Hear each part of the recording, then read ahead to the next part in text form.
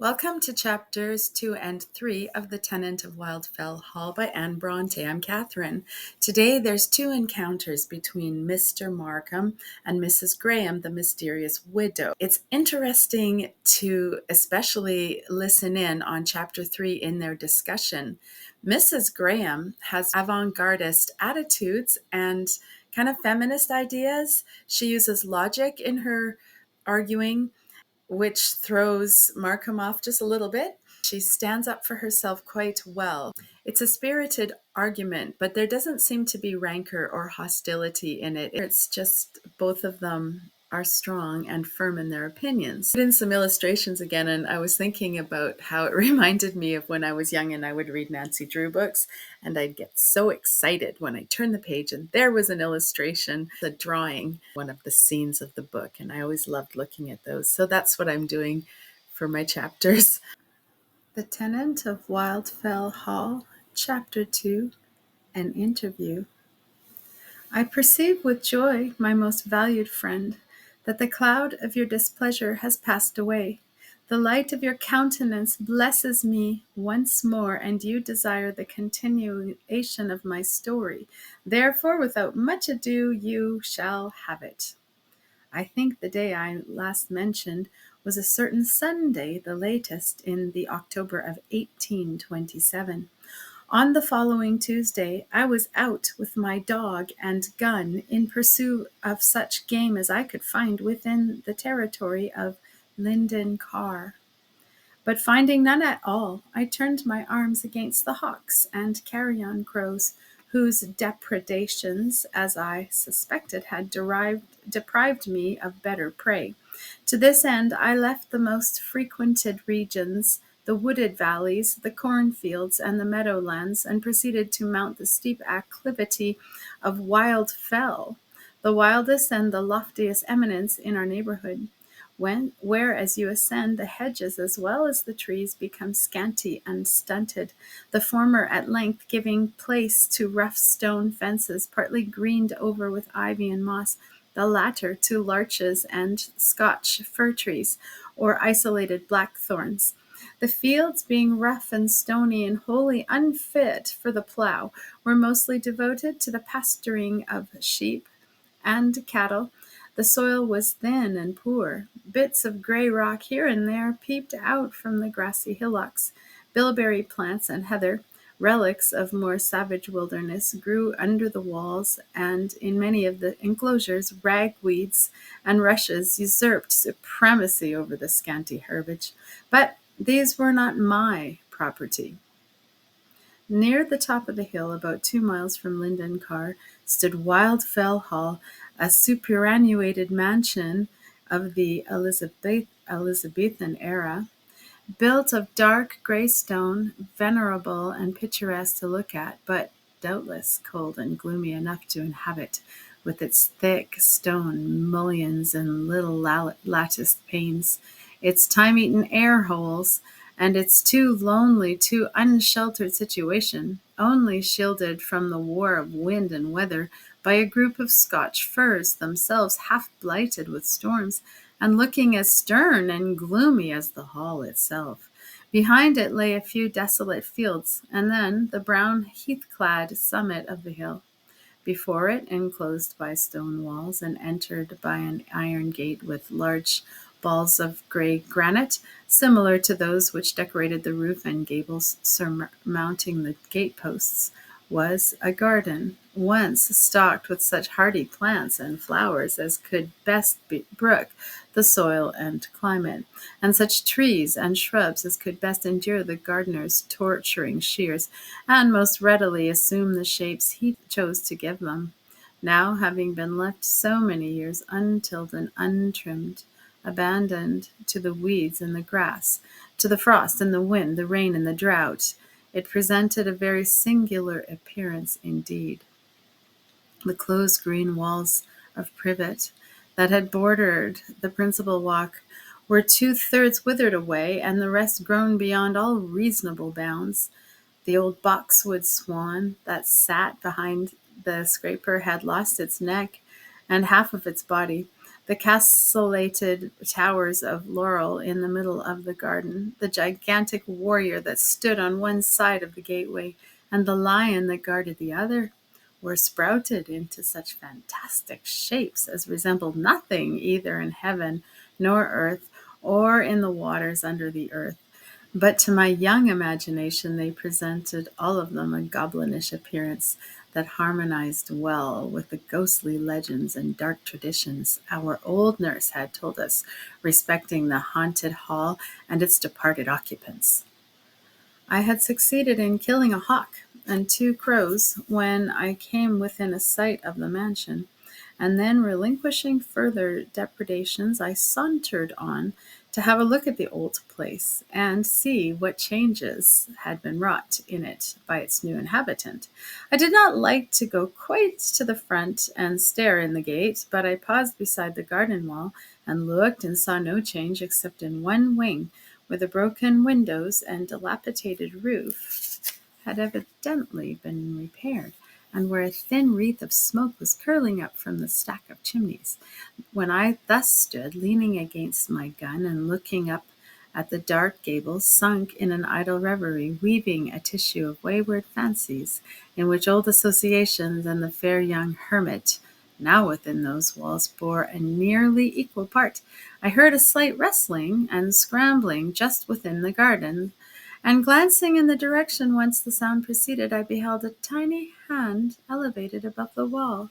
It clung to the topmost stone, and then another little hand was raised to take a firmer hold, and then appeared a small white forehead, surmounted with wreaths of light brown hair, and a pair of deep blue eyes beneath, and the upper portion of a diminutive ivory nose.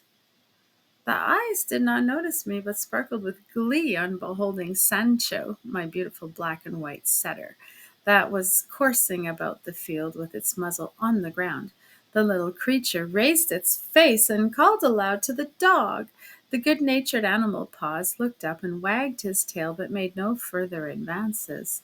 The child, a little boy apparently about 5 years old, scrambled to the top of the wall and called again and again, but finding this of no avail, apparently made up his mind, like Mahomet, to go to the mountain, since the mountain would not come to him, and attempted to get over, but a crabbed old cherry tree that grew hard by caught him by the frock in one of his crooked, scroggly arms that stretched over the wall. In attempting to disengage himself, his foot slipped, and down he tumbled, but not to the earth. The tree still kept him suspended. There was a silent struggle, and then a piercing shriek, but in an instant I had dropped my gun on the grass and caught the little fellow in my arms. I wiped his eyes with his frock and told him he was all right, and called Sancho to pacify him.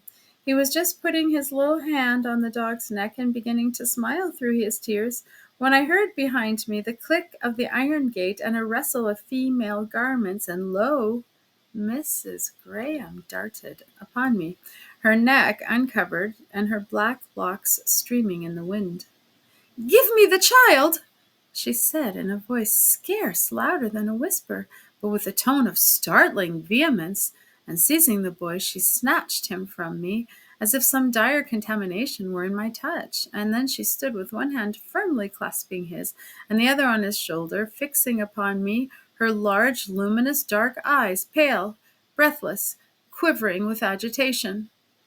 "I was not harming the child, madame," said I, scarcely knowing whether to be most astonished or displeased. "He was tumbling off the wall there, and I was so fortunate as to catch him while he hung suspended headlong from that tree, and prevent I know not what catastrophe." "I beg your pardon, sir," stammered she, suddenly calming down, the light of reason seeming to break upon her beclouded spirit, and a faint blush mantling on her cheek. "I did not know you, and I thought—" She stooped to kiss the child, and fondly clasped her arm around his neck.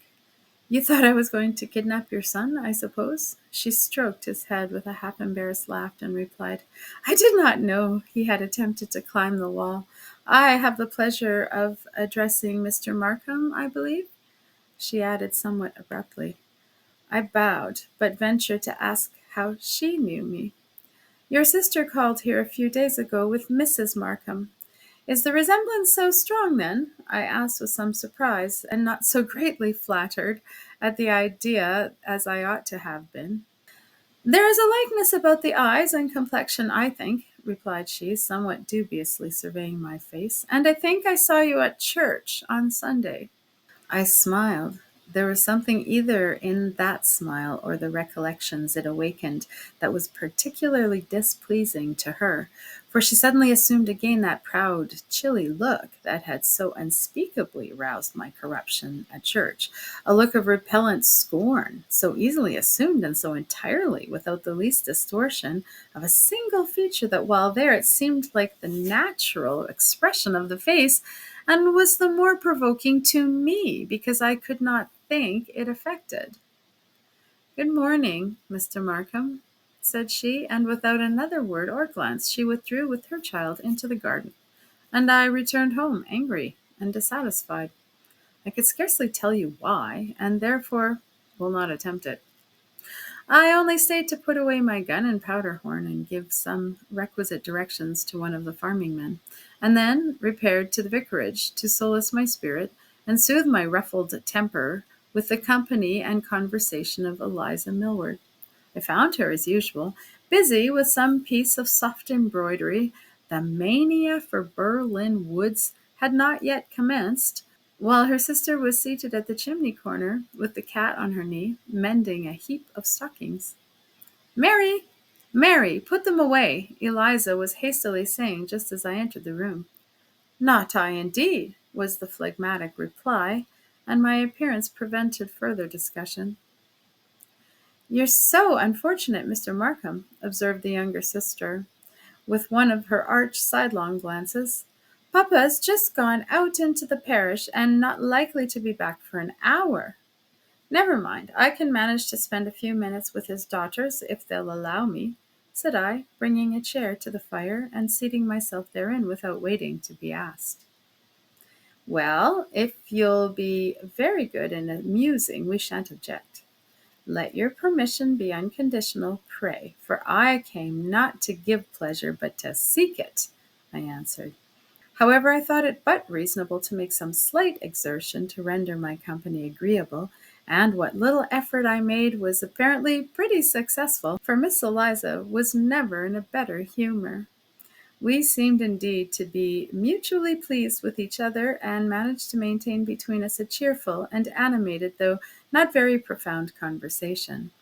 It was a little better than a tete-a-tete, for Miss Millward had never opened her lips except occasionally to correct some random assertion or exaggerated expression of her sister's, and once to ask her to pick up the ball of cotton that had rolled under the table. I did this myself, however, as in duty bound. Thank you, Mr. Markham, said she, as I presented it to her. I would have picked it up myself, only I did not want to disturb the cat. Mary, dear, that won't excuse you in Mr. Markham's eyes, said Eliza. He hates cats, I dare say, as cordially as he does old maids, like all other gentlemen. Don't you, Mr. Markham? I believe it is natural for our unamiable sex to dislike the creatures, replied I, for you ladies lavish so many caresses upon them.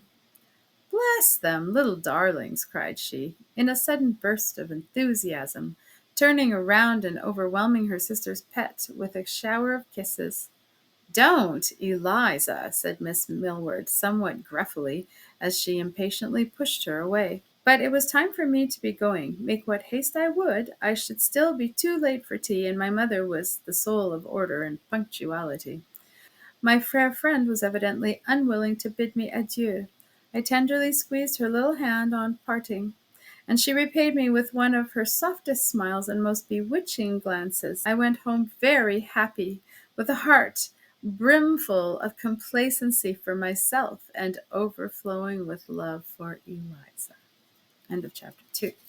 Chapter 3. A Controversy. 2 days after, Mrs. Graham called at Linden Car, contrary to the expectation of Rose, who entertained an idea that the mysterious occupant of Wildfell Hall would wholly disregard the common observances of civilized life, in which opinion she was supported by the Wilsons, who testified that neither their call nor the Millwards' had been returned as yet. Now, however, the cause of that omission was explained, though not entirely to the satisfaction of Rose. Mrs. Graham had brought her child with her, and on my mother's expressing surprise that he could walk so far, she replied, "It has been a long walk for him, but I must have either taken him with me or relinquished the visit altogether, for I never leave him alone. And I think, Mrs. Markham, I must beg you to make my excuses to the Millwards and Mrs. Wilson when you see them, as I fear I cannot do myself the pleasure of calling upon them till my little Arthur is able to accompany me." "But you have a servant," said Rose. "Could you not leave him with her? She has her own occupations to attend to, and besides, she is too old to run after a child, and he is too mercurial to be tied to an elderly woman." "But you left him to come to church?" "Yes, once. But I would not have left him for any other purpose, and I think in future I must contrive to bring him with me or stay at home." "Is he so mischievous?" asked my mother, considerably shocked. "No," replied the lady, smiling sadly, as she stroked the wavy locks of her son, who was seated on a low stool at her feet. "But he is my only treasure, and I am his only friend, so we don't like to be separated." "But, my dear, I call that doting," said my plain-spoken parent. "You should try to suppress such foolish fondness, as well to save your son from ruin as yourself from ridicule." "Ruin, Mrs. Markham! Yes, it is spoiling the child. Even at his age, he ought not to be always tied to his mother's apron string. He should learn to be ashamed of it." "Mrs. Markham, I beg you will not say such things in his presence. At least, I trust my son will never be ashamed to love his mother," said Mrs. Graham with a serious energy that startled the company. My mother attempted to appease her by an explanation, but she seemed to think enough had already been said on the subject, and abruptly turned the conversation. "Just as I thought," said I to myself. "The lady's temper is none of the mildest, notwithstanding her sweet pale face and lofty brow, where thought and suffering seem equally to have stamped their impress." All this time I was seated at the table on the other side of the room, apparently immersed in the perusal of a volume of the Farmer's Magazine, which I happened to have been reading at the moment of our visitor's arrival, and not choosing to be over-civil, I had merely bowed as she entered and continued my occupation as before. In a little while, however, I was sensible that some one was approaching me with a light but slow and hesitating tread. It was little Arthur, irresistibly attracted by my dog Sancho that was lying at my feet. On looking up, I beheld him standing about 2 yards off, with his clear blue eyes wistfully gazing on the dog, transfixed to the spot, not by fear of the animal, but by a timid disinclination to approach its master. A little encouragement, however, induced him to come forward. The child, though shy, was not sullen. In a minute he was kneeling on the carpet with his arms about Sancho's neck, and in a minute or more, the little fellow was seated on my knee, surveying with eager interest the various specimens of horses, cattle, pigs, and model farms portrayed in the volume before me. I glanced at his mother now and then to see how she relished the new-sprung intimacy, and I saw by the unquiet aspect of her eye that for some reason or other she was uneasy at the child's position. "Arthur," said she at length, "come here. You are troublesome to Mr. Markham, and he wishes to read." "By no means, Mrs. Graham. Pray let him stay. I am as much amused as he is," pleaded I. But still, with hand and eye, she silently called him to her side. "No, mamma," said the child. "Let me look at these pictures first, and then I'll come and tell you all about them."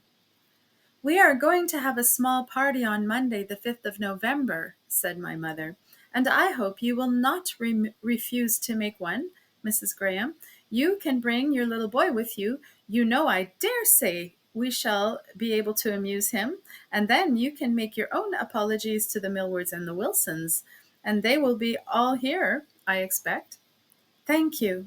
I never go to parties. Oh, but this will be quite a family concern. Early hours and nobody here but ourselves. Just the Millwards and Wilsons, most of whom you already know, and Mr. Lawrence, your landlord, whom you ought to make acquaintance with. I do know something of him, but you must excuse me this time, for the evenings now are dark and damp, and Arthur, I fear, is too delicate to risk exposure to their influence with impunity. We must defer the enjoyment of your hospitality till the return of longer days and warmer nights. Rose now, at a hint from my mother, produced a decanter of wine, with accompaniments of glasses and cake, from the cupboard under the oak sideboard, and the refreshment was duly presented to our guests. They both partook of the cake, but obstinately refused the wine, in spite of their hostess's hospitable attempts to force it upon them. Arthur especially shrank from the ruby nectar, as if in terror and disgust, and was ready to cry when urged to take it. Never mind, Arthur, said his mamma. Mrs. Markham thinks it will do you good, as you were tired with your walk, but she will not oblige you to take it. I dare say you will do very well without. He detests the very sight of wine, she added, and the smell of it almost makes him sick. I have been accustomed to make him swallow a little wine or weak spirits and water by way of medicine when he was sick, and in fact I have done what I could do to make him hate them. Everybody laughed, except the young widow and her son. Well, Mrs. Graham, said my mother, wiping the tears of merriment from her bright blue eyes, well, you surprise me. I really gave you credit for having more sense. The poor child will be the veriest milksop that ever was sopped. Only think what a man you will make of him, if you persist in— I think it is a very excellent plan, interrupted Mrs. Graham with imperturbable gravity. By that means, I hope to save him from one degrading vice at least.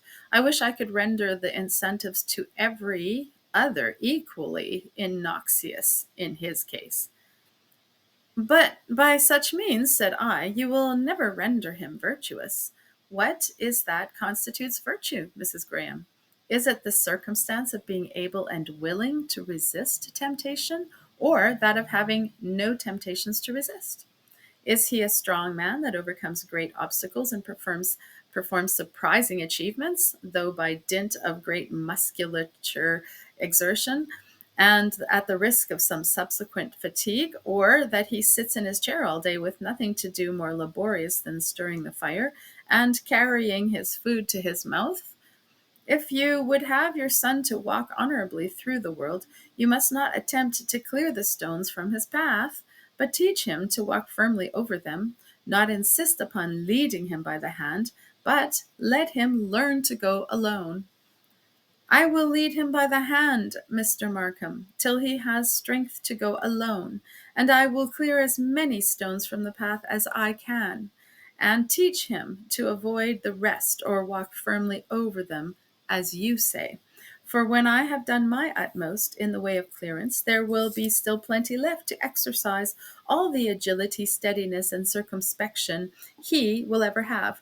It is all very well to talk about noble resistance and trials of virtue, but for 50 or 500 men, they have yielded to temptation. Show me one that has had virtue to resist, and why should I take it for granted that my son will be one in 1,000, and not rather prepare for the worst, and suppose he will be like the rest of mankind?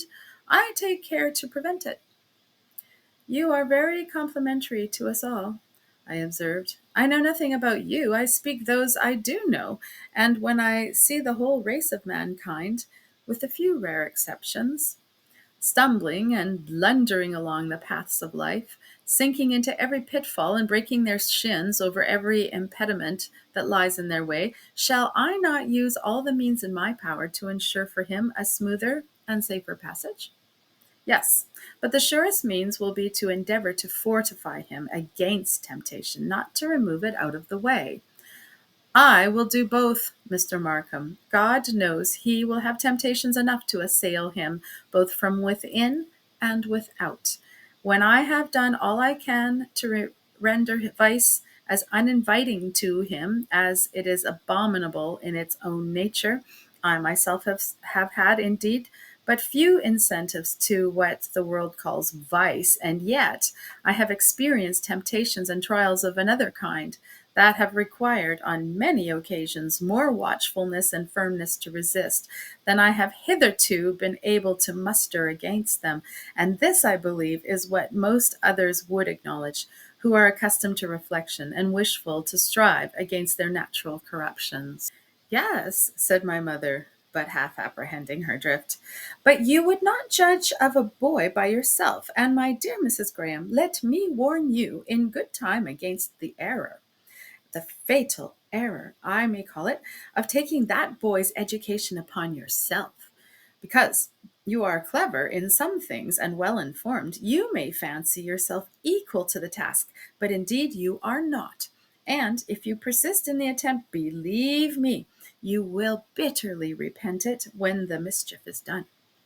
I am to send him to school, I suppose, to learn to despise his mother's authority and affection, said the lady with a rather bitter smile. Oh, no, but if you would have a boy to despise his mother, let her keep him at home and spend her life in petting him up and slaving to indulge his follies and caprices. I perfectly agree with you, Mrs. Markham, but nothing can be further from my principles and practice than such criminal weakness as that. Well, but you will treat him like a girl. You'll spoil his spirit and make a mere Miss Nancy of him, if you will indeed, Mrs. Graham, whatever you may think. But I'll get Mr. Millward to talk to you about it. He'll tell you the consequences. He'll set it before you as plain as the day and tell you what you ought to do and all about it. And I don't doubt he'll be able to convince you in a minute. No occasion to trouble the vicar, said Mrs. Graham, glancing at me. I suppose I was smiling at my mother's unbounded confidence in that worthy gentleman. Mr. Markham here thinks his powers of conviction at least equal to Mr. Millward's. If I hear not him, neither should I be convinced, though one rose from the dead. He would tell you, well, Mr. Markham, you that maintain that a boy should not be shielded from evil, but sent out to battle against it, alone and unassisted, not taught to avoid the snares of life, but boldly to rush into them or over them as he may, to seek danger rather than to shun it, and feed his virtue by temptation, would you? I beg your pardon, Mrs. Graham, but you get on too fast. I have not yet said that a boy should be taught to rush into the snares of life, or even willfully to seek temptation for the sake of exercising his virtue by overcoming it. I only say that it is better to arm and strengthen your hero than to disarm and enfeeble the foe. And if you were to rear an oak sapling in a hothouse, tending it carefully, night and day, and shielding it from every breath of wind, you could not expect it to become a hardy tree, like that which has grown on a mountainside, exposed to all the action of the elements, and not even sheltered from the shock of the tempest. Granted. But would you use the same argument with regard to a girl? Certainly not. No, you would have her be tenderly and delicately nurtured, like a hothouse plant, taught to cling to others for direction and support, and guarded as much as possible from the very knowledge of evil. But will you be so good as to inform me why you make this distinction? Is it that you think she has no virtue? Absolutely not. Well, but you affirm that virtue is only elicited by temptation, and you think that a woman cannot be too little exposed to temptation or too little acquainted with vice, or anything connected therewith. It must be either that you think she is essentially so vicious or so feeble-minded that she cannot withstand temptation, and though she may be pure and innocent as long as she is kept ignorant and under restraint, yet being destitute of real virtue, to teach her how to sin is at once to make her a sinner, and the greater her knowledge, the wider her liberty, the deeper will be her depravity. Whereas in the nobler sex, there is a natural tendency to goodness, guarded by a superior fortitude, which the more it is exercised by trials and dangers, is only the further developed. Heaven forbid that I should think so, I interrupted at last. Well, then, it must be that you think that they are both weak and prone to err, and the slightest error, the merest shadow of pollution, will ruin the one, while the character of the other will be strengthened and embellished. His education, properly finished by a little practical acquaintance with forbidden things, such experience to him, to use a trite simile, will be like the storm to the oak, which, though it may scatter the leaves and snap the smaller branches, serves but to rivet the roots and to harden and condense the fibers of the tree. You should have us encourage our sons to prove all things by their own experience, while our daughters must not even profit by the experience of others.